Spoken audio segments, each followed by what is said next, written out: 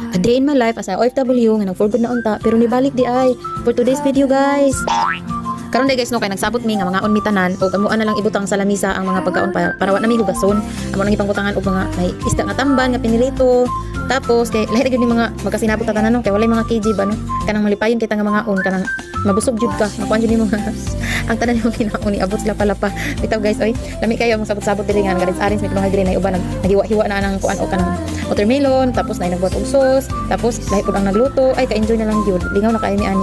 Itaw pa mi kay mga una daw anak kuan.